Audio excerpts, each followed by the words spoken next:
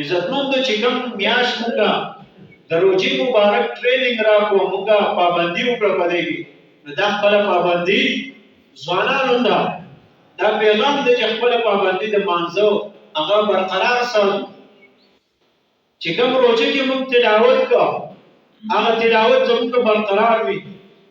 کوم روزي کې مونږ ذکر او اذکار کو هغه ذکر او اذکار برقرار وي کم موضوعنا اهتمام جمعه ته دلو کو هغه اهتمام زموږ او تاسو برقرار وي ټول کار به ان شاء الله العزیز الله جل شانو کو زموږ نه خپکیږي کو چې صرف موضوعنا پروژه کی ذکر او اذکار تلاوت پروژه کی ټول کار بیا زموږ قران کریم بند پروت دي تسبیحات پلاس کې نه جمعه ته تک راتک کم شي نه یقینا چې کوم دې پروژه دی خپل څه پیدا نه راځي د روزي څه اهمیت هغه پاتې نشو روزه خو د دې لپاره ده مخکې مقصود بیان شوی دی یا ایها الذین آمنوا كتب عليكم الصيام كما كتب على الذين من قبلكم لعلكم تتقون روزه د څه لپاره روزه د دې لپاره ده چې تاسو شي پرهیزګار جوړ شئ د پرهیزګاری لپاره د روزي د میاش د زموږ لپاره یو ټریننګ دی چې ته ټول کال پرهیزګاری سره جوړ سکتے نو دا پوره میاشت انسان پابندي وکړي پنځه وخت د مانځو نو ان شاء الله وروسته بیا مونږ کول آسان دي پروژه کې شیطانان بند وي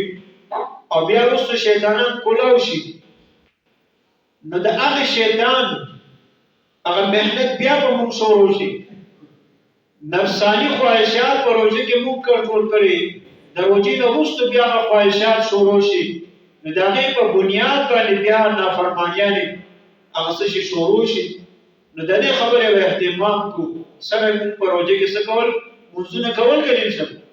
دغسې به منځونه په عام ورځو کې کوو انشاءالله څنګه موږ پروژه کې تلاوت کوو قرآن کریم به راوستو په عام ورځو کې به موږ قرآن کریم راوړو یو په وایو یو په سبق روزانه وایو نو په سلو روزه کې سپاره ختمي په سلو روزه کې سپاره ختمي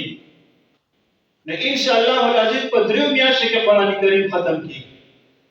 کم تسبیحات چې موږ په روزه کې کول تسبیح په لاس کې وي په هر لار بدلو تسبیحات ذکر اذکار استغفار وي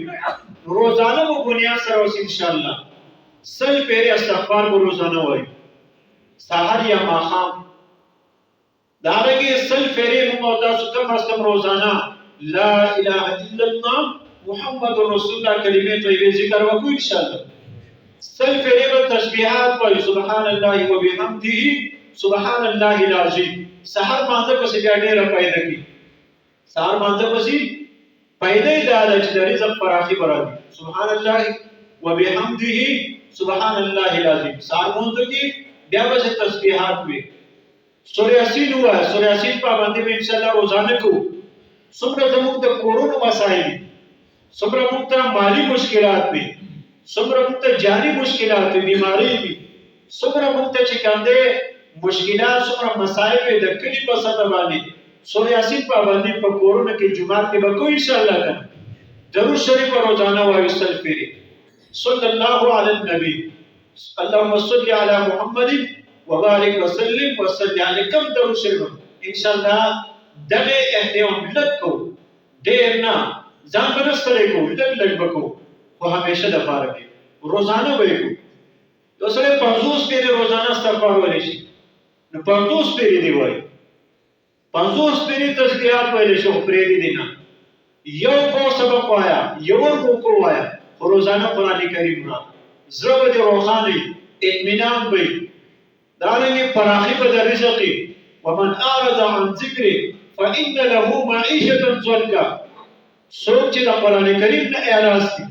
روزه کې موږ قرآن راوستو قرآن هم کې خودو راتلونکي روزه پرې موږ بیا قرآن ته لاس نکو نو فان له معيشه ضنكا زما ستاره رزق بتن وي روزانه تلاوت ان شاء الله رزق فراخ پکورونو کې زنانا په جمعات کې نارینه ځوانان روزانه بنیاد سره تلاوت دا به ان شاء الله کوو کنه مانځه پابندي وکړو ان شاء الله څنګه موږ پروژه کې کړی دا دغه شان دی با په عام ورځ کې جمعه ترازو کوي ان شاء الله الله دې عمل کولو توفیق نصیب کړي